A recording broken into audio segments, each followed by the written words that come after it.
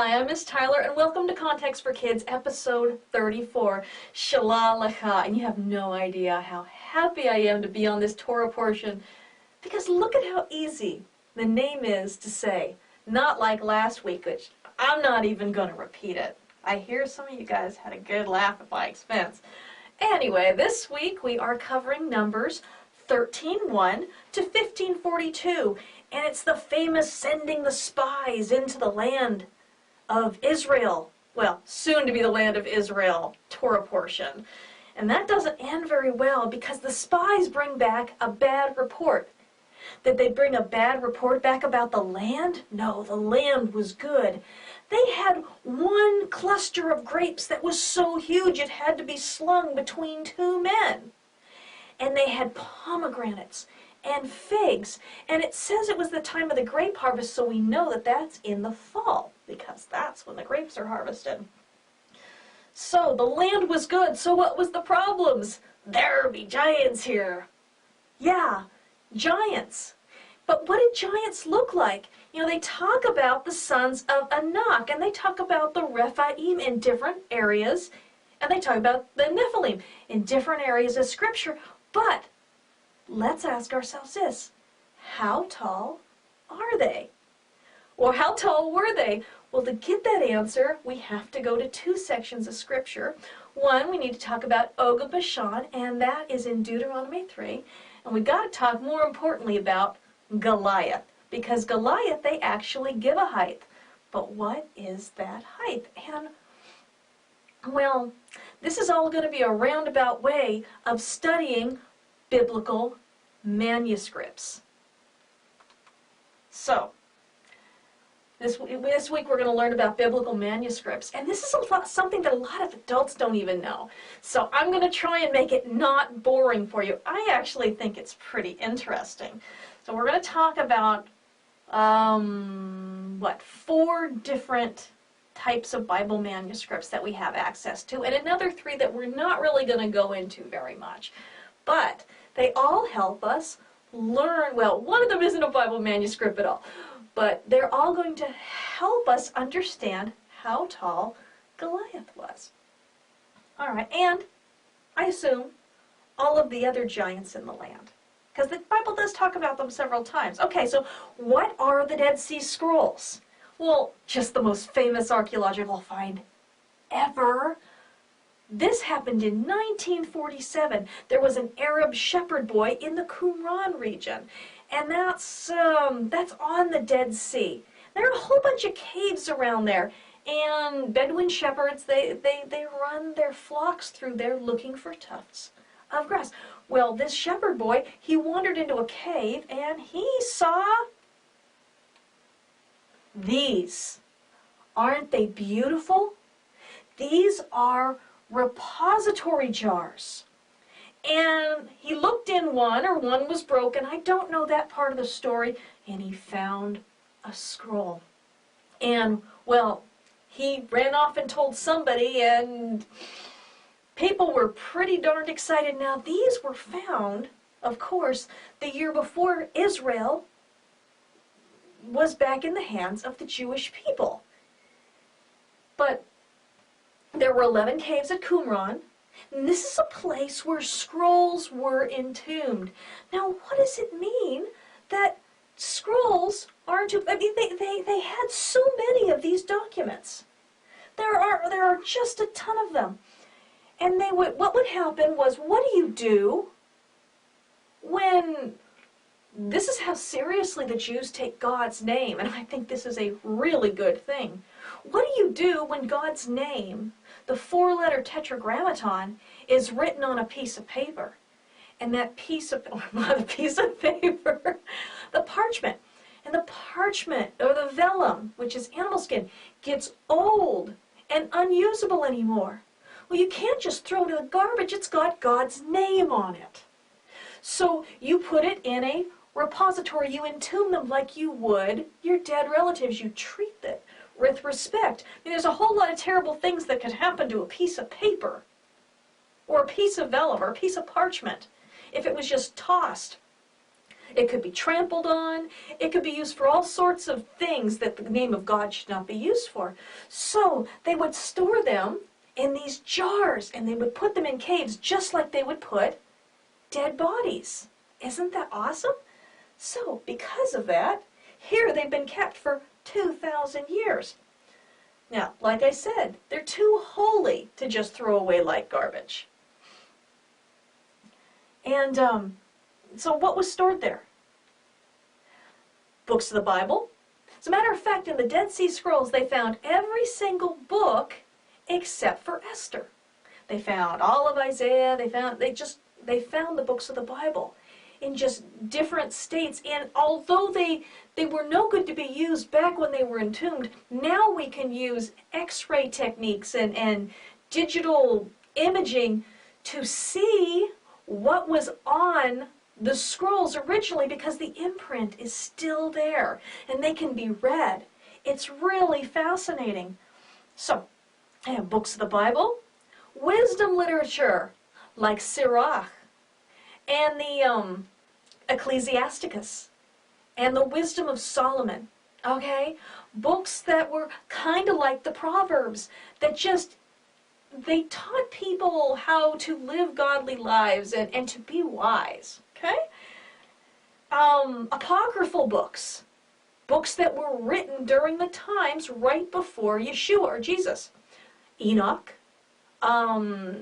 Oh, goodness sakes. I can't.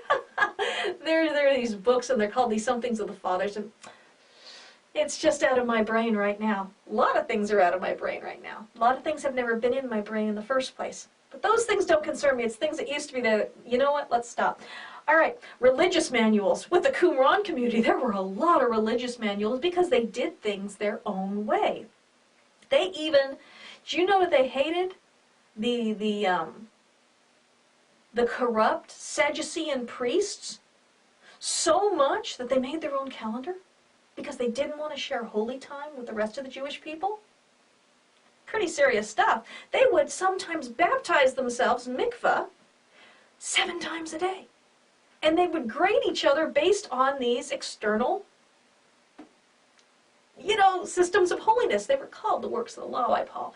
But we're not going to go into that now. You see, look at me. It's like I'm a dog with a squirrel. So easily distracted. But this stuff's all so cool. So until 1991, though, people weren't able to really look at these scrolls. And all of a sudden, there was a freedom of information thing, and everyone around the world was able to access the Dead Sea Scrolls and the scholarship. Just looking at them and looking at these books of the Bible that were older than any other books of the Bible on earth by over 1,000 years. This was a remarkable find. All right, so now that's the Dead Sea Scrolls. So those are important. And the Dead Sea Scrolls were interesting, but we're going to talk about it a little bit more later. First I want to talk about, what is the Septuagint? Well, a lot of times in your Bible you'll see it says in the LXX, or in the Septuagint it reads such and such. Well, it was called the Septuaginta, and actually in Greek the name was a lot longer. It originally was Greek for the translation of the 70, and I am certainly not going to pronounce all that for you, but Septuaginta means the 70. And that's written for the 70 great Bible scholars who originally wrote the Torah, the first 5 books of the Bible, in Greek. Now, why did they translate it into Greek? Well, it took a long time. It took over 1,000 years to have your first translation of the Bible into another language. But you see, after the exile into Babylon, there were Jews scattered all over the world, and a lot of them were losing the Hebrew language, even though it was still spoken in Israel. All right?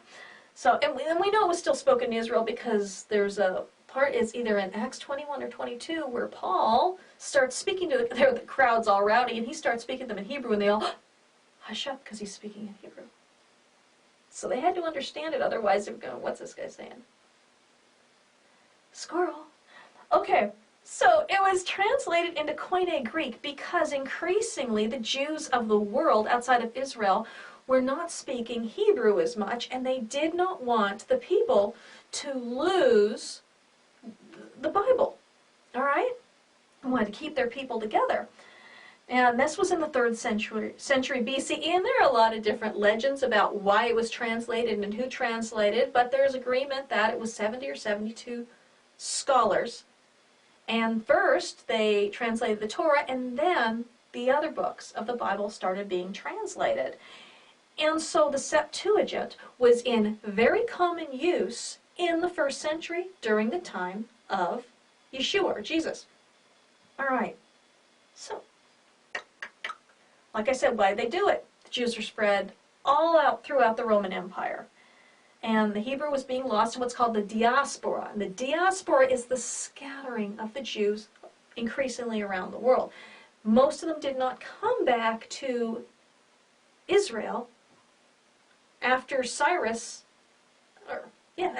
told them they could come back. The exile was over. They could go back. They could rebuild Jerusalem. They could rebuild the temple. All right. So, now why is the Septuagint important?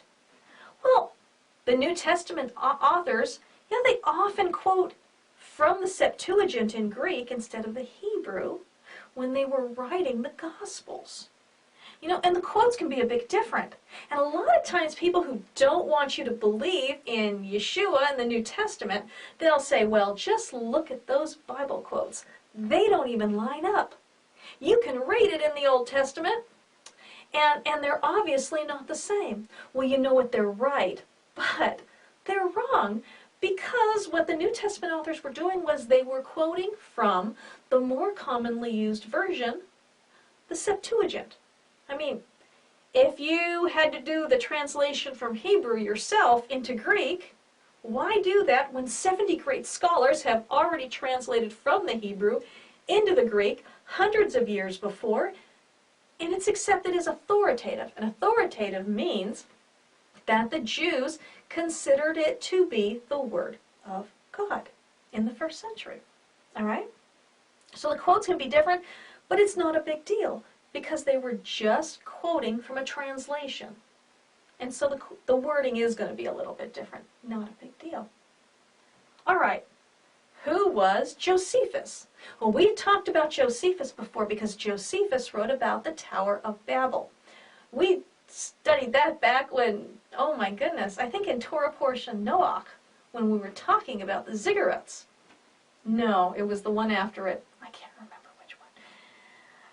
Oh, one of these days I'll have them all memorized. Okay, so he lived from 37 Common Era to 100 Common Era, so right after the death of Yeshua. So he recorded in writing the entire history of the Jewish people from the creation of the world to Josephus' time. He recorded amazing events like the destruction of the Second Temple. He talked in great detail about the times of the Maccabees and the intertestamental times. He did commentary on everything. His works are incredibly valuable because they tell us what Jews believed about the biblical accounts during the lifetime of Messiah. So, very important. He provides us, a lot of times we think, well, I think they thought this. No, Josephus will tell us exactly what they thought. Very valuable. What is the Masoretic text? Well, the Masoretic text, if you've read the Old Testament, is the text you're most familiar with. But the oldest manuscripts that we have on the Masoretic, oldest full manuscripts, date to 800 to 1000 of the Common Era. All right? Like New Testament documents, no two old Masoretic manuscripts match. I've heard that there are like about 5,000 of them, and there are differences, just like the New Testament, but that's to be expected when people are copying things by hand. I don't know about you, but I can't even hardly type out somebody else's quotes without making a bunch of mistakes, and I can go back and delete. I don't have to start again. So, in the Dead Sea Scrolls, here's the interesting thing. There were 3 different types of Torah text. There's ones that agreed very, very strongly with the Septuagint, and others that agreed very, very strongly with our current Masoretic, and then there were some that were kind of in the middle. And so there were differences in the writings. Is that a big deal? No, not really. It generally boils down to a few verses here or a few verses there. But when you're hand copying documents for thousands of years, what's the big surprise? It's no different than the New Testament. All right, so how tall was Goliath?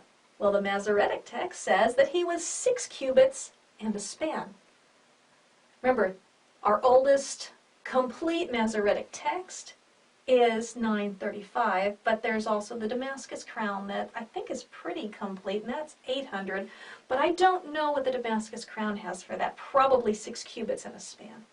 The Septuagint, it's the Koine Greek translation, which was about 200 to 300 years before Messiah, 4 cubits and a span. Josephus said 4 cubits and a span. 4Q Sam, which is one of the Dead Sea Scrolls, says 4 cubits and a span. The Lucian Recension, 3rd century Common Era, so after Messiah, 4 cubits and a span. The Lucian Recension was a kind of a rewriting of the Septuagint. I can't think of a better way to put it right now. They just kind of redid it. All right?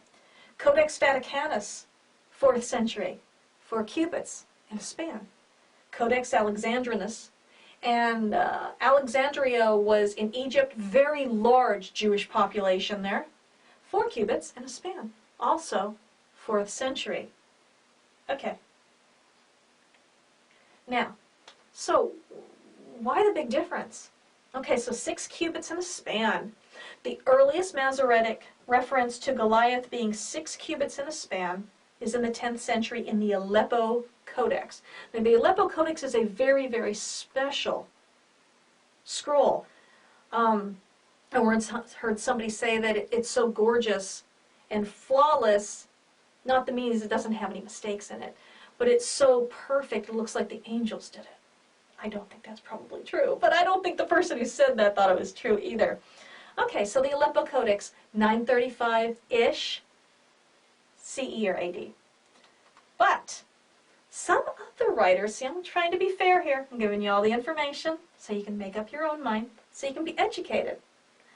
Okay, some other writers like Symmachus, about 200 Common Era, Origen, 2nd century Common Era, so there's a little bit before Symmachus, and Jerome, 4th century Common Era, also said 6 cubits and a span. Oh, Origen actually probably said it in the 3rd century, now that I think, because he was just born in the 2nd century. Yeah, I think when I did that, I didn't give enough room for him to actually be a grown-up by the time he wrote that. Okay, Jerome, 4th century. They all said 6 cubits and a span. So it looks, if you're following the timeline here, everything before Yeshua said 4 cubits and a span. And it wasn't until, we don't have anything recorded until 200 of the Common Era that they started saying 6 cubits and a span. So that's really interesting. Now, 6 cubits and a span is roughly 9 feet, 9 inches tall. All right, and it kind of depends on which cubit you use. Some people use a smaller cubit of 18 centimeters, and others use a larger cubit of 20 centimeters. For the temple, the royal cubit is actually closer to 21 centimeters, but that's an entirely different thing. We see that in Ezekiel, and we're not going there. But normal cubit, here to here, on a grown man. Of course, which grown man makes a big difference, but it was about 18 to 20 centimeters. So 9 feet, 9 inches tall if we go with 6 cubits and a span. But 4 cubits in a span is roughly 6'9" tall. Now, in this day and age, we don't generally think that that's very tall, but we'd be wrong historically. Okay, now, think about me. I'm about 5'1". That means that Goliath would be, let's see, oh my goodness, see, 20 inches taller than me. Well, I'm only 61 inches tall. He'd be a third taller than me. He'd be really tall, and if he was coming towards me, I'd be running the other direction. It would be like a giant was coming after me. But it doesn't matter how tall I am. How tall was King David? Well, first of all, I want you to think about when Samuel, the prophet Samuel, went to David's house, and he was looking over the sons. He was looking at Eliab, and, the other older sons are going, wow, this guy's great. And remember, Saul was head and shoulders above all the other men in Israel. But was Saul even tall by today's standards? Let's take a look. And then when David comes in, Samuel's like, I am really, really underwhelmed here. Then God said, you know what? I look inside, not on the outside. So evidently, King David wasn't grotesquely tall when he got in front of Samuel. So how tall was David? Probably. Let's assume he was about average, because that's what it's sounding like. Nothing ever said he was shrimpy. I mean, after all, he was, duking it out with wild animals to save the flock like a good shepherd should. And let's assume he was average height. All right. Archaeological excavations in the land of Israel into burial sites tell us that King David would have been about maybe 5.5 feet tall. I mean, that's it. That's only 4 inches taller than me. When he fought Goliath, he wasn't going to be 20 years old, because if he had been 20 years old, he would have been in the army. He would have been fighting the Philistines, but he wasn't, so he was a youth. We don't know how old, but he wasn't an adult, all right? So it's even conceivable that he could have been my height, because he wasn't going to grow up to be probably the height of most of your dads. Ask your dads, or your moms, or your grandpas, whatever. Take a poll. See how tall they are. And then think, okay, well, the shorter you are, kind of the narrower you are. All right? Now, when it talks about Goliath, it says not only was he, and let's look in the old documents, 4 cubits in a span, 6'9", which is pretty darn tall. Even by today's standards, you would be like going, taller than most NBA basketball players. But he was also really wide. So he wasn't built like a basketball player. He was built like some cross between a professional basketball player and a linebacker for a professional football team. This is not a guy who you would want to run into in a dark alley, or even, you know what, maybe a dark alley would be better, because, man, if I ran into him in a, you know what, squirrel. Okay. Let's just, all right. Now, what about all the pics of the giants? Because we see pictures on the internet of giants, and I want to, if you looked at my blog this week, you saw that there was a link to this really cool Photoshop contest site.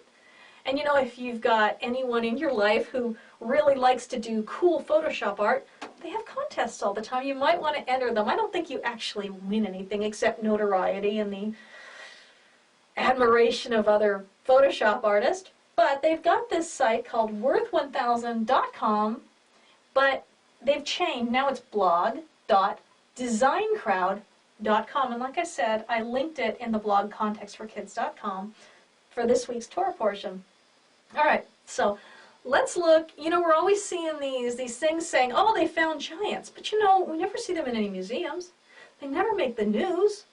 No one's writing archaeological papers and getting, research grants for it. Where are all these skeletons? Well, this is one of the very popular ones. This was photoshopped by a man named, or woman, I don't know, by an artist named Ironkite for the Worth1000.com Archaeological Anomalies Contest. I mean, you can't even tell it's fake. He even did shading. Look, the shadings. I'm stunned. I mean, they took a real dig with, and they really cool, huh? This is photoshopped by, this is one of the, actually, this is a really famous one. Photoshopped by MZ Presto for the same Archaeological Anomalies contest. And there were like 14 of these contests, and you can go, and some of them are amazing.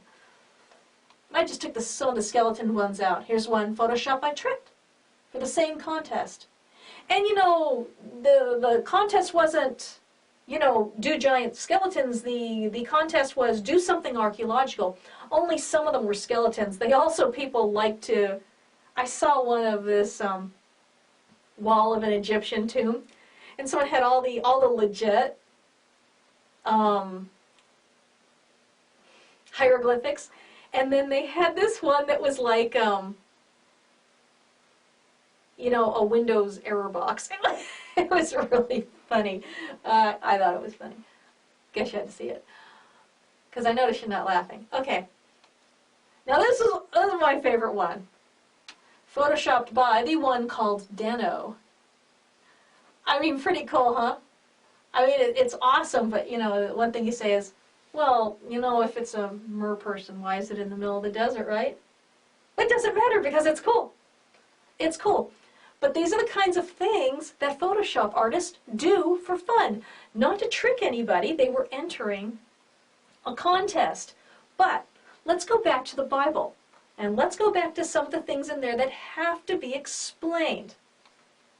I know what you're asking, what about Og's bed? Well, we got Og of Bashan, and they talk about him in Deuteronomy 3. So let's read this. For only Og, the king of Bashan, was left of the remnant of the Rephaim.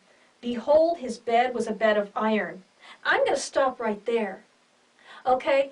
A lot of people say, whoa, his bed was iron. And it wasn't so much a thing for strength. Iron was decorative in those days. Iron was so expensive that only the best, and it was so difficult to smelt, that only the best weapons would be made from it. I mean, look, Goliath was wearing copper armor. He wouldn't have been doing that if he'd been able to have all iron armor, believe me. I wouldn't want copper armor. Try and stay out of fights, just in general, actually. Okay, so his bed would have been, if his bed was adorned with iron, that would have been noted. Okay? I mean, the whole thing could have been iron. It's not very likely, though. Anyway. Is it not in Rabbah of the Ammonites? So they said that the Ammonites, they have Og's bed. Okay, 9 cubits was its length and 4 cubits its breadth, according to the common cubit. Well, I was reading something from a scholar that I really respect. His name is Michael S. Heiser. And he has done an awful lot of research into something called divine counsel, which is, don't worry about it. But he studies the Nephilim, the Rephaim, the Anakim, those. And he actually agrees that Goliath's height would have only been about 6'9". Okay? Now, but again, that would have been huge. That would have been huge in those days. Okay, so why was Og's bed so tall? He was one of the Rephaim, and they're one of the 3, groups, the Anak and the Rephaim and the Nephilim, that are talked about as being giants. Well, why is his bed so big? Well, his bed was so big because of probably arrogance. You see, I was reading an article he did this morning, or he didn't do the article this morning, otherwise I couldn't, never mind. I was reading an article that he did some time ago, and he was talking about the Esagila tablet. And the Esagila tablet talks about the ziggurat of Marduk, which is called, I wish I'd written it down, Entomonanki. I said it. I think I said it right. You can check me out. Entomonanki. It sounds so funny. And this was the ziggurat that they thought might have been the basis for the Tower of Babel. But they don't know. Anyway, and in this tablet they talk about similar furnishing, okay? And, you know, a bed of the same dimensions. So this bed would have been for Marduk the god. And so if there was somebody down below who thought he should attain godhood status, you know, what better way than to order a bed that's the same size as the bed of Marduk in the temple of...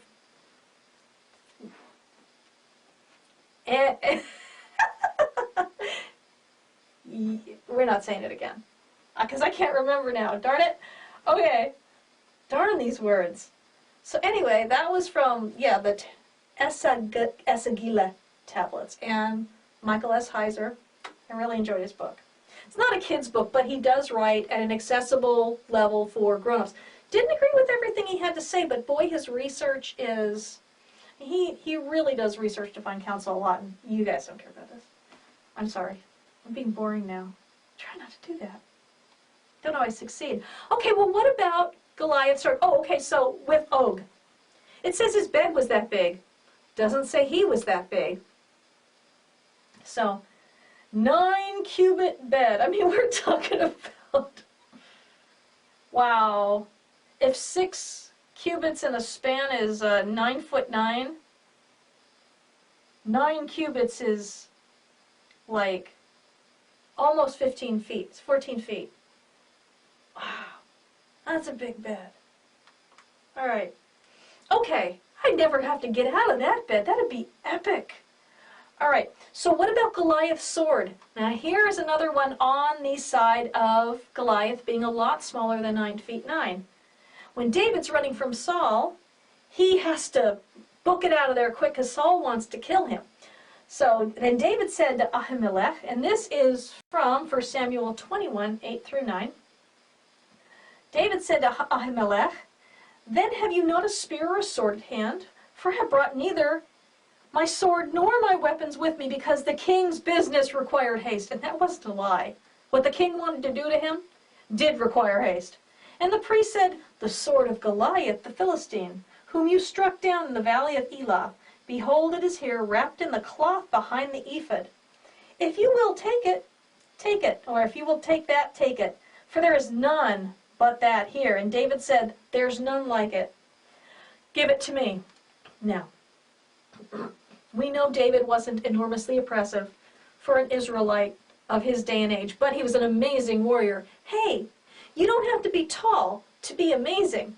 You know, you don't even have to be really tall to be a professional basketball player. Remember Spud Webb? He was like 5'6". Hey, the height of David. If you want to see what David would have looked like compared to Goliath, pull up a YouTube video of Spud Webb playing. Watch him run circles around them, and then think, wow, I guess that's what David looked like with Goliath.